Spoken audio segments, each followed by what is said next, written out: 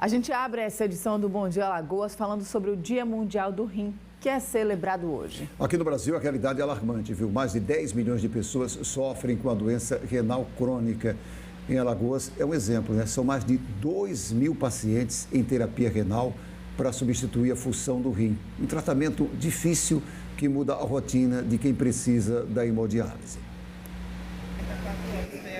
Há 4 anos, a Roseli teve sua rotina modificada. Ela descobriu um problema renal e já começou a hemodiálise. Eu fiz o hemograma, onde foi constatada que a hemoglobina e as hemácias estavam baixas.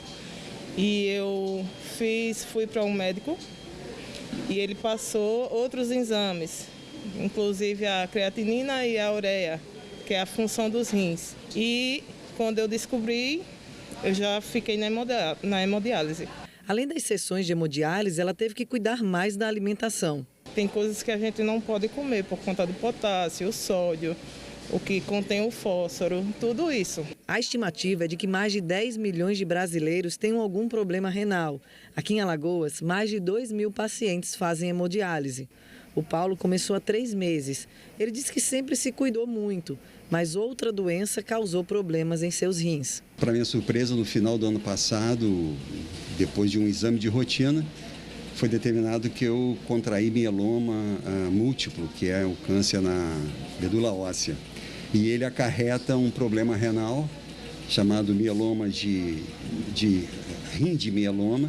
E aí, desde o dia 5 de dezembro, eu estou nessa rotina para ver o que acontece daqui para frente, né? A rotina de quem precisa de hemodiálise não é fácil.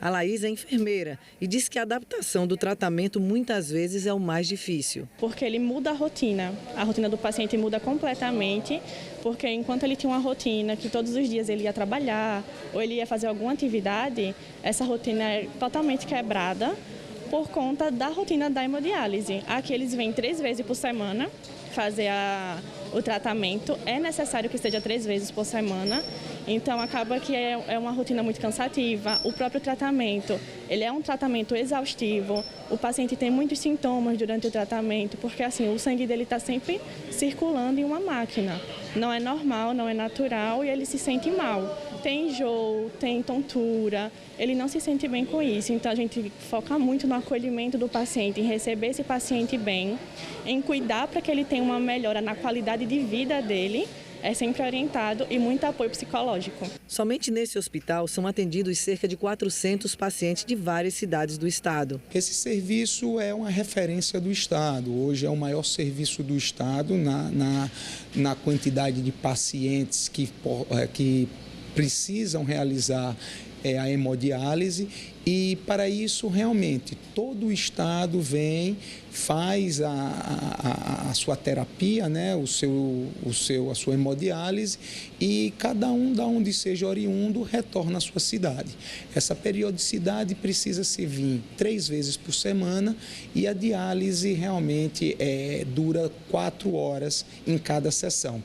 Mas é gritante realmente, principalmente pessoas mais humildes, pessoas do interior, o quanto não conseguem fazer o seu acompanhamento nas UPAs, com seus médicos de clínicos, e aí automaticamente, quando descobre a necessidade realmente do tratamento da doença, já é numa fase final.